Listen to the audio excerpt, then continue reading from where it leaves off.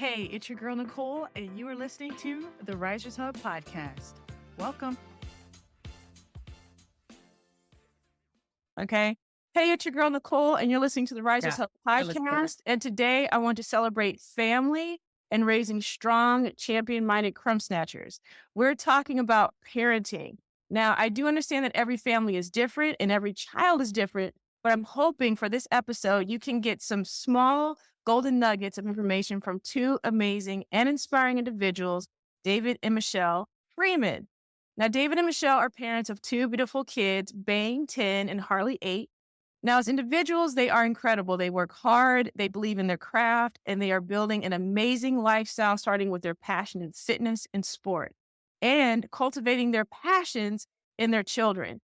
Even though raising their family starts with David and Michelle and cultivating their passions is part of the foundation, there's a lot of time, hard work, and effort that goes behind what they are building. But before we get started, let me tell you who they are to everyone else on the surface. David is North America Director of Alpha Training Studio at Lifetime Fitness and co-chair of Lifetime Inclusion. Also, congratulations for being awarded the 100 Black Men of Greater Dallas-Fort Worth. Michelle is a track and field Olympian. Her specialty is a 100-meter dash and the 4x100-meter relay back in 2007, 2008, and she is the Olympic relay coach and also the founder of Track Girls, which I'm a fan of, providing girls access to sport, mentorship, and education through track and field empowerment programs. Now, like I said, they are the parents of Bane and Harley. And so my first question to you guys, now Bane plays flag football and track, and then Harley's in soccer and track. Are you the crazy parents screaming on the sidelines when they're playing their sports? Well, I'm more of the crazy parent at practice. Okay. Yeah, because I just need to make sure they understand what they're doing right and wrong when they're practicing. So by the time we get to the track meet or competition day, they can handle it from there. They know the expectations from how we handle track practice. Okay. Or soccer practice. And David, you're quiet. So what does that mean? Yeah, that's my demeanor. We're the epitome of yin and yang. So it's funny she said at practice. She's the crazy one at games as well. But that's what you want. You want a little bit of fire, you want a little bit of ice. So Shell's there from the fire starter, and I'm a cool one. All right. So the one question I get asked all the time is, how did I raise such exceptional kids? And honestly, there's no secret formula to it. Like anything else in life, the girls they tried a few sports, they gravitated to what they loved, and then we put all the work into that. My major goal for both of my kids was just to keep them away from the boys.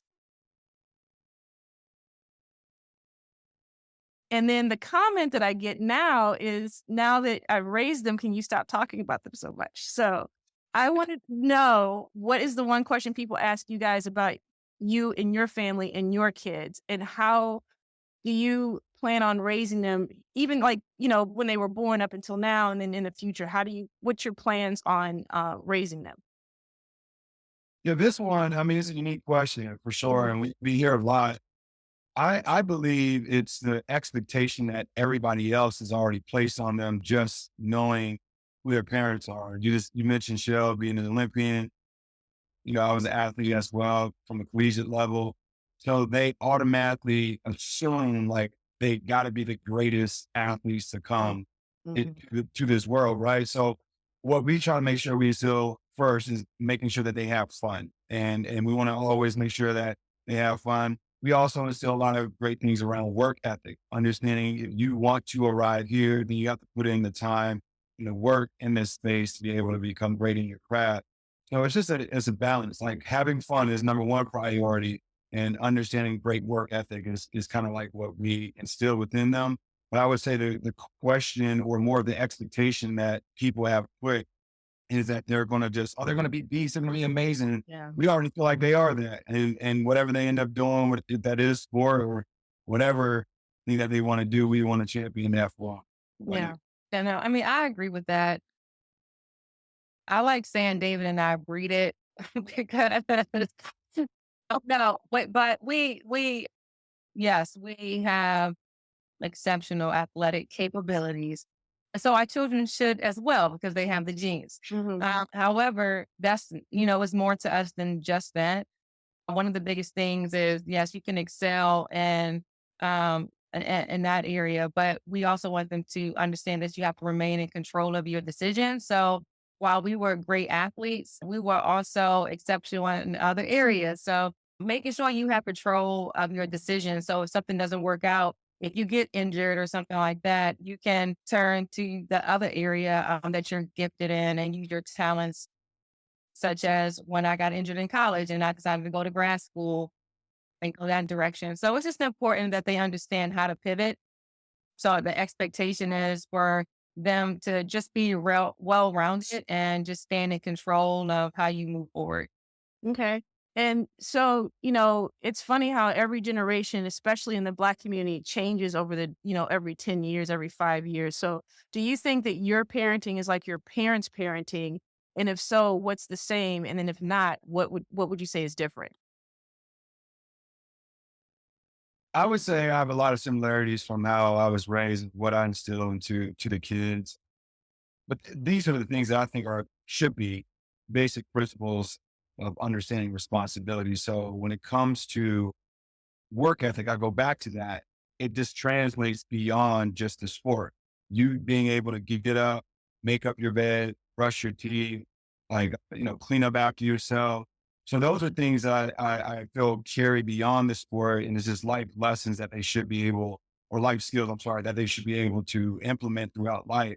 So I do appreciate my parents for always, what I thought was just being hard on me. They were giving me the foundation that leveled me up to be, in my opinion, a great father, hopefully, right? A great husband too, Yeah.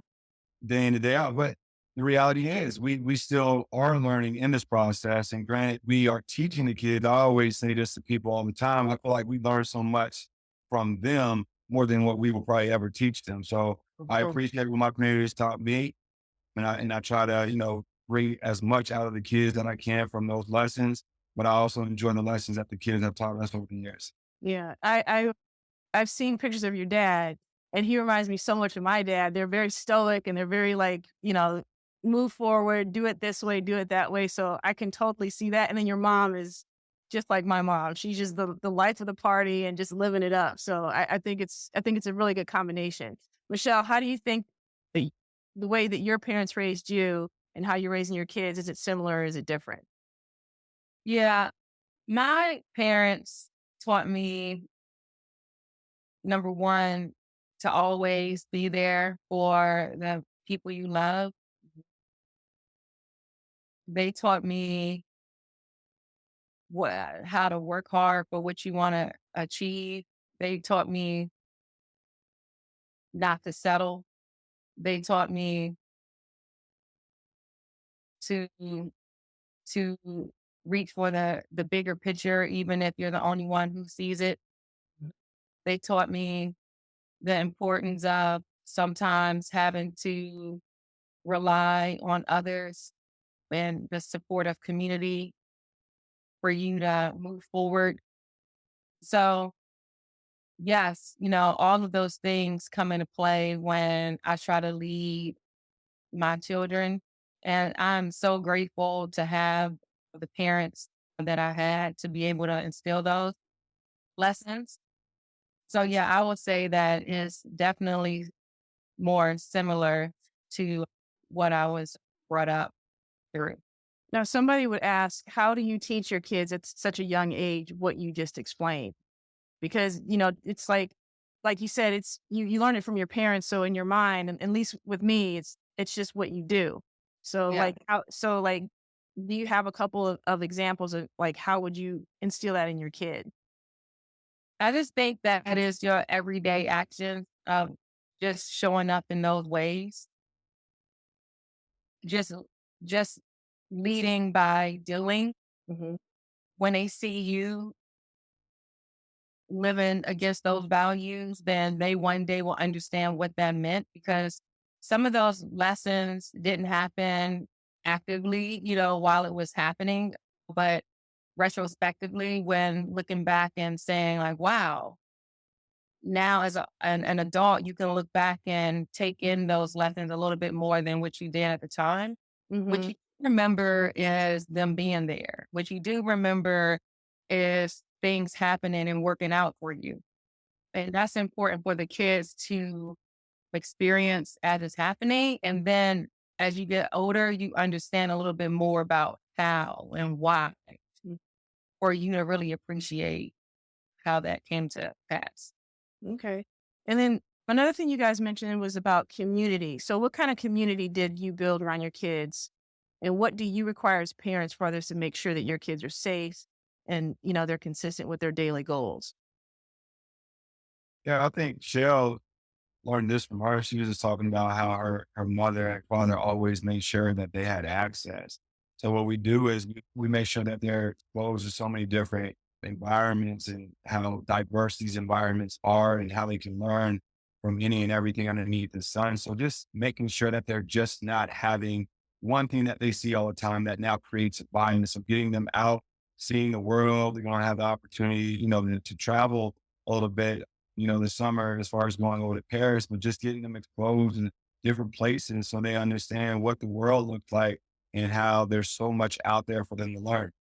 Yeah. Yeah. I mean, I was, whatever we showed interest in, my mom wanted us to at least try it. So from dancing to Yeah. sport to Girl Scouts to theater to Catholic school, I've experienced it all.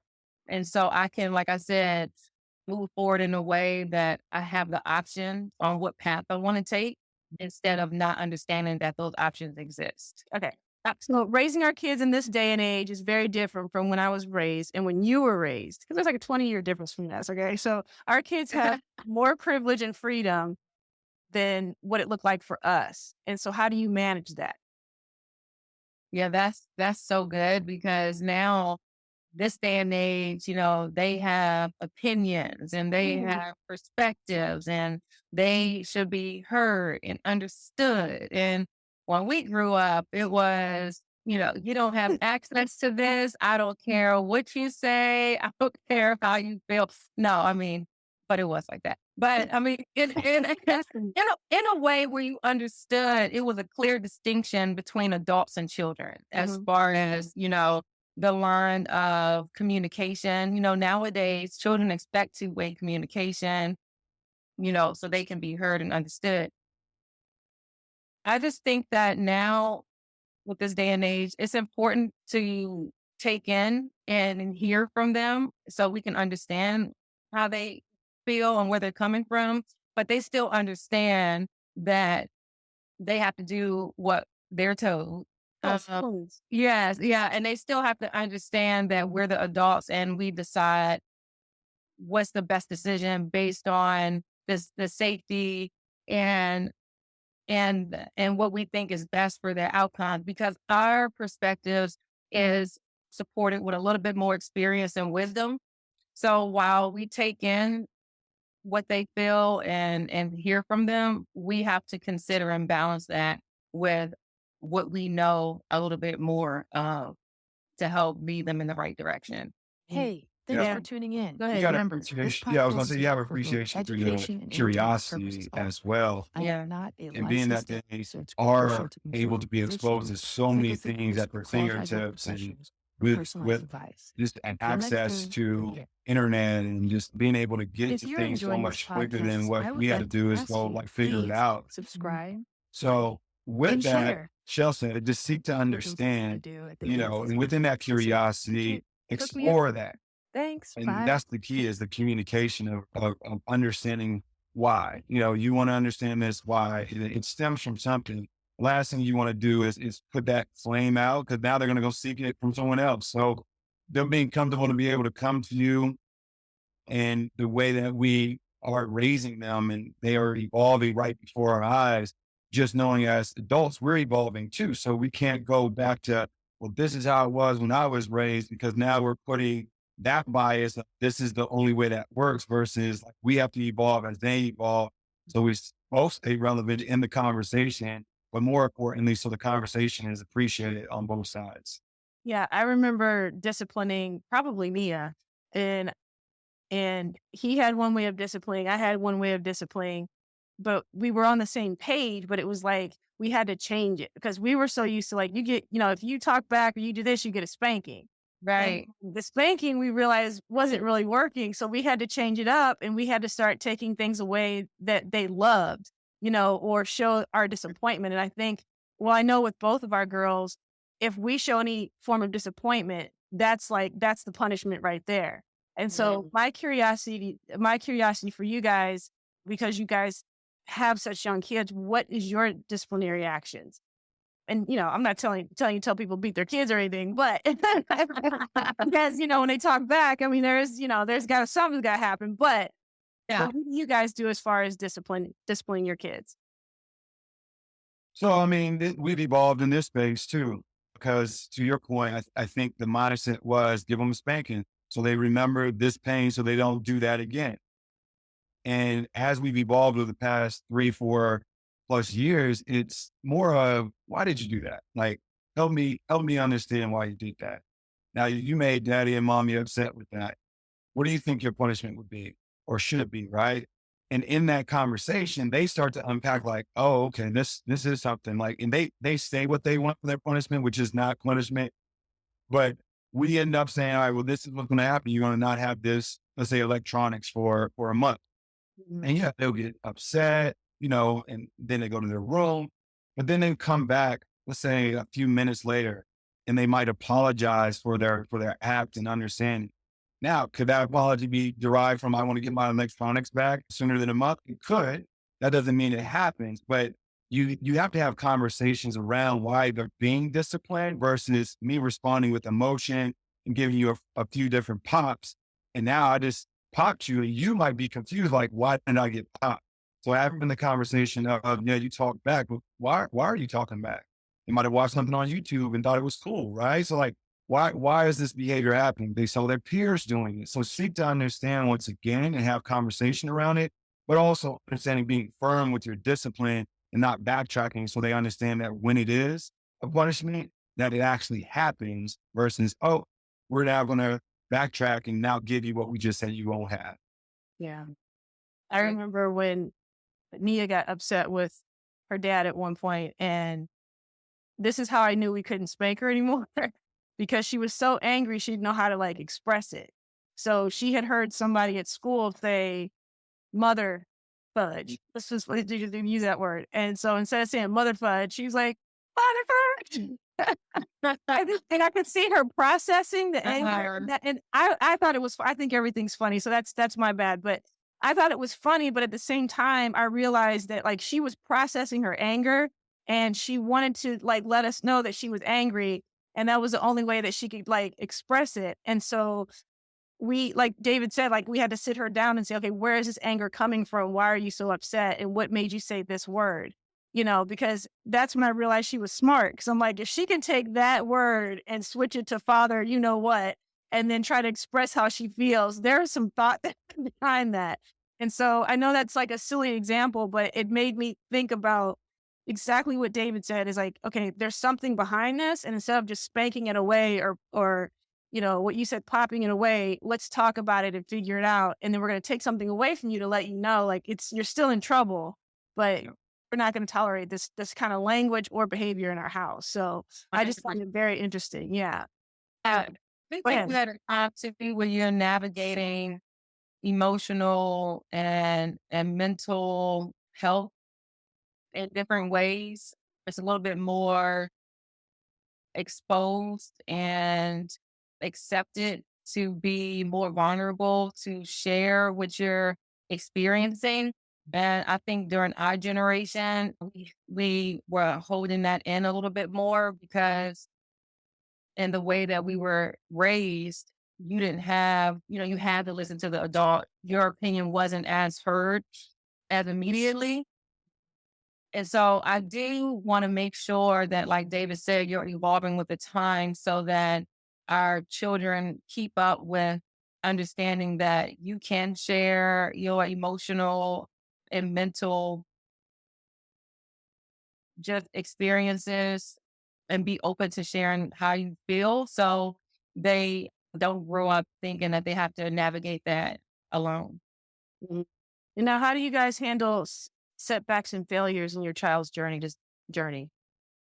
I love it. I love it. I feel like failure is the best learning experience. And that's how you learn. Like you fell off the bike how many times before you got it, right? Like figuring things out is part of the process. And if you end up thinking that you're always going to win, Mm.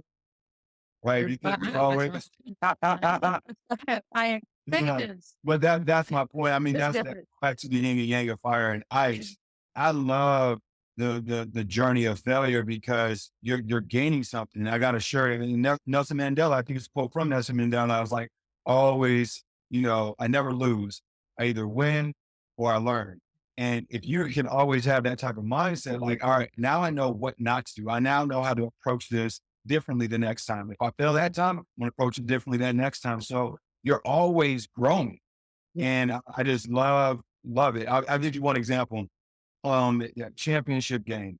We ended up having an undefeated season in Baines flag football team. I mean, just undefeated, just dominating. Mhm. We're winning, 14-0 at halftime in the championship game. We ended up losing that game 15-14. He was the head coach. Yeah. Yeah. And I could not sleep. And it was the worst feeling in the world. Mhm. I learned so much as a coach, but those boys, they're just used to always winning. Yeah. They thought that was the norm. So I'd rather them go through now I want the championship. Let me be clear. But I'd rather them go I've heard you through, yell in some of those videos. yeah, them going through that at the age of 9, 10, 11. Like they're always going to remember that moment. And they know when that opportunity presents itself again, they're going to play differently. They're going to execute differently. And that's the beautiful part about growth and learning through failure. Yeah. When it comes to setbacks and failures with the kids, it's tough because they see David and I, and they do see us winning. We win. That's what we do. Yeah. But we don't win all the time. But we win enough to where they expect to win. Mhm. But I try to let them understand that when you see the wins, like you haven't seen all the losses. And Right. when I look back on my track career, I lost way more races than I won. The key was that I won at the right time. Right. And so it's just for them to understand that you will lose. Like David said, you will lose. But how do you learn from that? And how do you continue to develop so that you can win at the right times? And so, yeah, you got to take in the losses and the lessons, but just understand that you should be setting yourself just to win at the right times. Mhm. Now, the next question is like, how do you balance pushing your child to excel and ensuring that they are balanced, within their childhood? Because you know, uh, with me, it's conversations. So, if the oldest one has a goal and the youngest one has a goal, I have to approach them a little bit differently because they're different. They're two different individuals. They have the same work ethic, but they're very two different individuals. And then there's a balance in pushing them to, greatness. And there is a balance of, okay, I'm here to listen and be a parent and, and be supportive. So how do you guys balance that? I mean, that's just every day. Like Yeah, just it is. habit. Yeah, like every single day, the habits. So I think David's really great about his discipline and his work ethic every day. So they see it in him every single day. I mean, I have it too, but David doesn't play. Like his margin of error of deviating away from the plan is very minimal. So it's who he is, and they have that, and just seeing that in their father every day. But it's important that they understand that, like we said, it's still not everything if you don't get everything you want when you're working towards something. But the key is that you're pushing yourself. When it comes to pushing the kids versus supporting the kids, it's very important for them to understand how to push themselves to be their best. Like every single day is in the habits that you have every day. And so it's important for them to show up and knowing that they're trying their best, their effort is their best. And I was just saying that David is a good example of that because he has a very minimal deviation from the integrity of showing up and doing the things that are necessary. to be his best self every single day. Is that good? Yeah. I was going to say model behavior. Model Yep. behavior. What they see is what they believe. That's actually one of the, the sayings from 100 Black Men. What they see is what they believe. And to that, okay, if we're working out or we're making up our bed, it seems so simple, or we're putting away the dishes. They see this behavior. And when they start doing the things that they see, it bangs out in the garage or Harley with them and they're working out because they've seen the workouts before. Exactly. If they're practicing the things that they want to get better at, they're watching YouTube highlights of what they want to become, sports related, they start to put in that work ethic. And then if they now raise their hand and say, hey, I want to get better at this and I'm struggling with it, we're already challenging them day in and day out. But okay, you want to put in this work? This is what it's going to take. So just being transparent with them, modeling the behavior, and then keeping that open door of communication, knowing when it gets to a point of it's no longer pushing, it's now taking them to the level of they no longer are enjoying it. You got to be aware of that as well. Yeah. And just for the listeners out there, I know that you're probably, if you're watching this video, you see 3 athletes on the video and you're like, okay, they're all athletes and they're talking about working out and all this other stuff.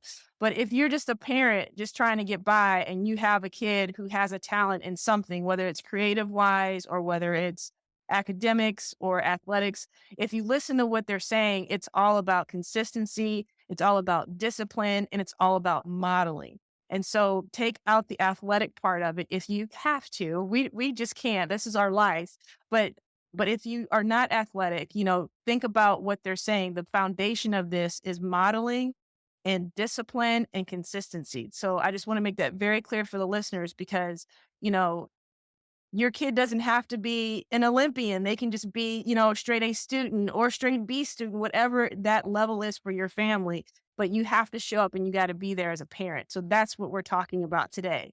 Now, Yeah. another thing I want to talk about is how do you manage the pressure and expectations placed on your child, especially in a competitive environment?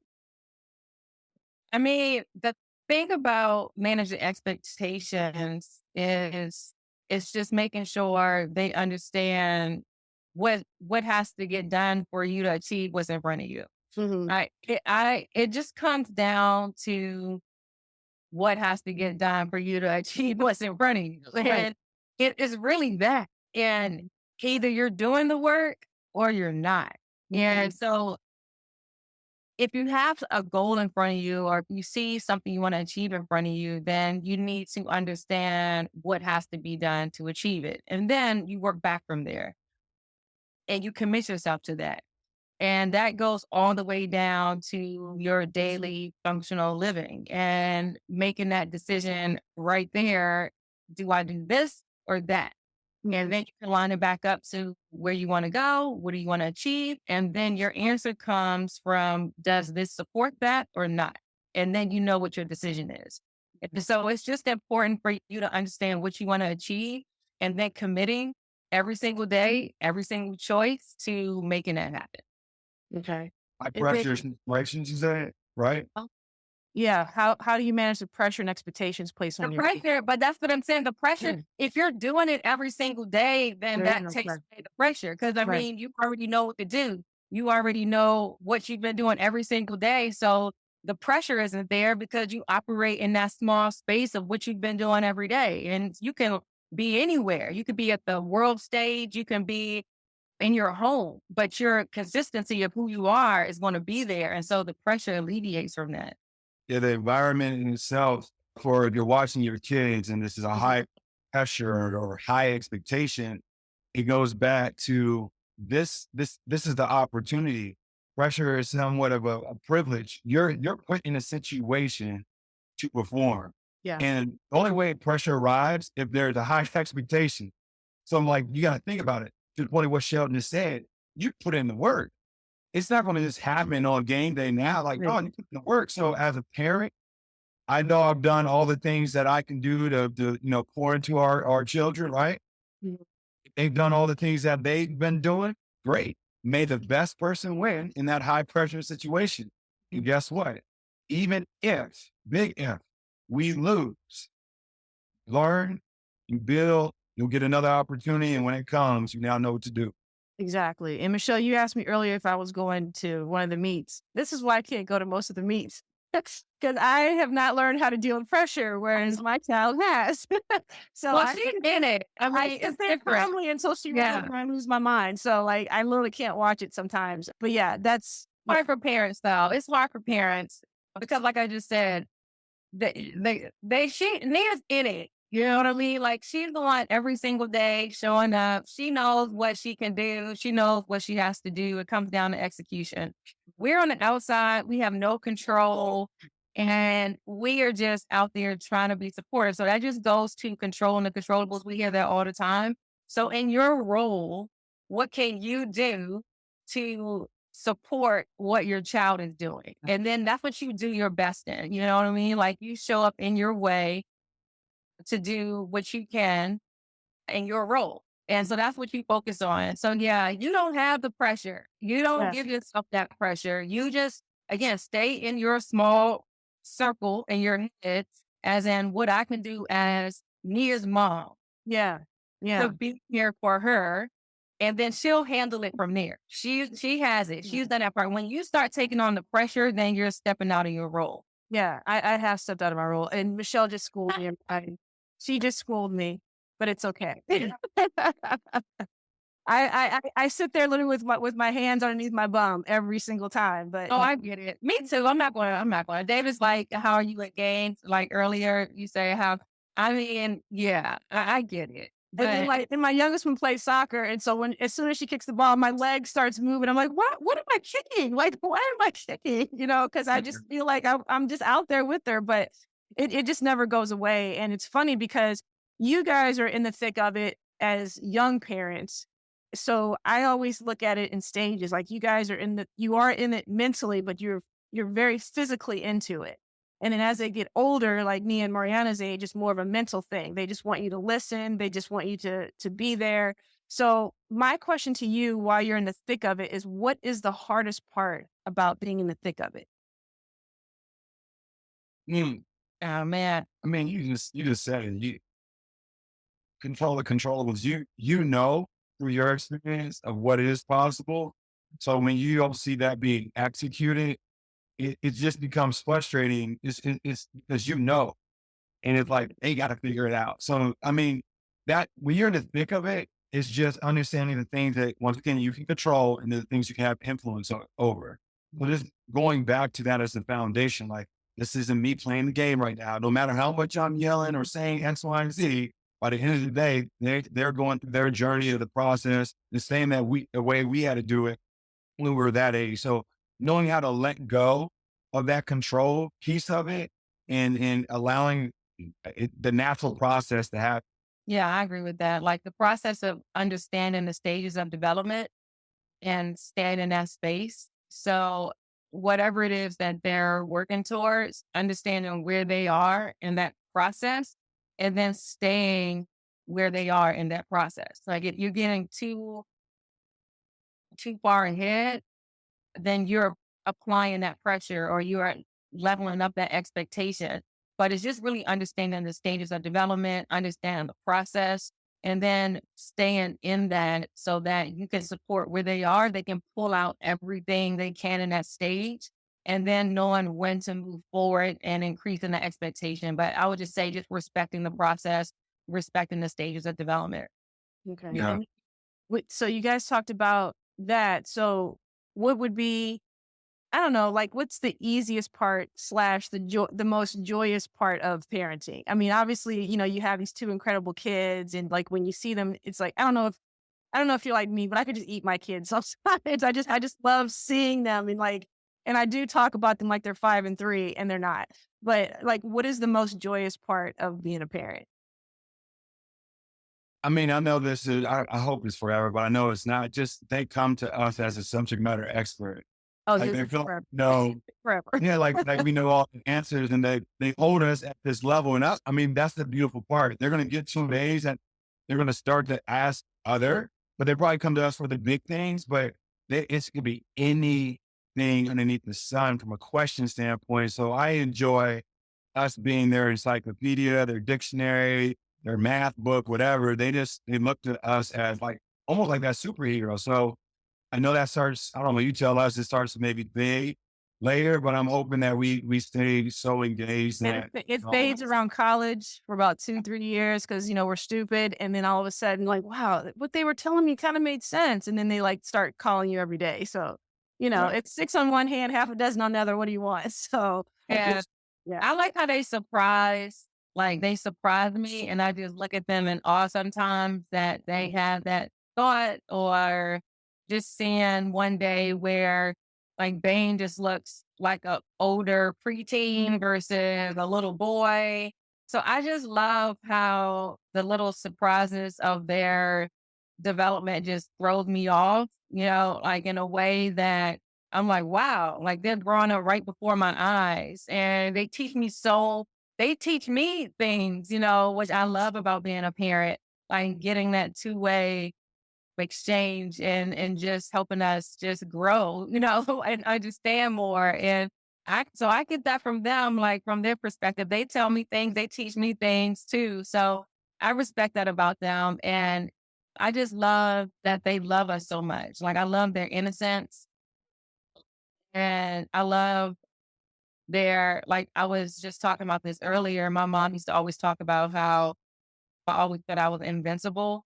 But I was just naive. I was just staying in my own little bubble and just moving and what I knew my strengths were, what I was curious about, what I was interested in, and pushing the threshold of those things. And I see that in them now. And so I love that they're on that same journey I was in. So I respect that and love that about being a parent.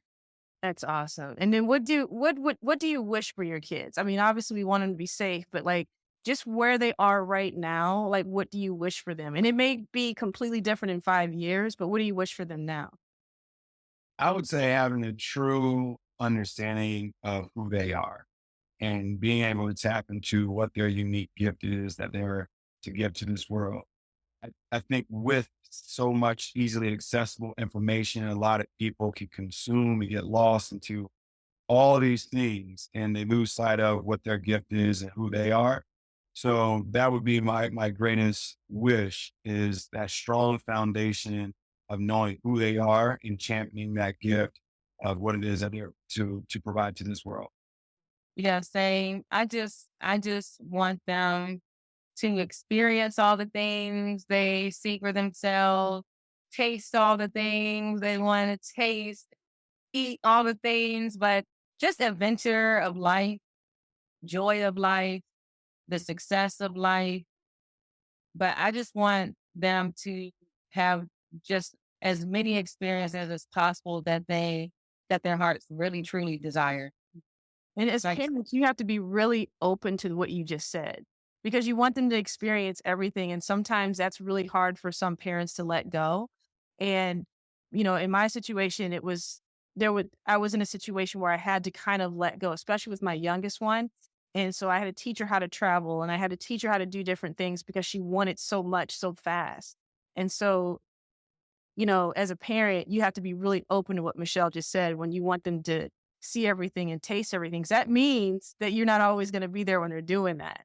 right, And you're going to have to allow them to go and explore and be who they really right. are so they can really have that moment. So my last question to you guys is what would you advise other young parents who are also in the thick of it and you know, they're busy, they're working, they got to get the kids here, they have to get the kids there. Like what do you advise to them while you're in it? What's working for you that you can advise somebody else? I would say at the foundation, those listening and not watching is just that faith, this faith being at the foundation and making sure that family is always priority. With so much that you're probably working for, saying this is for my family, all those hours, all that time, those days, those weeks, you won't get them back. You shelved it early before you know it, they're going to be grown.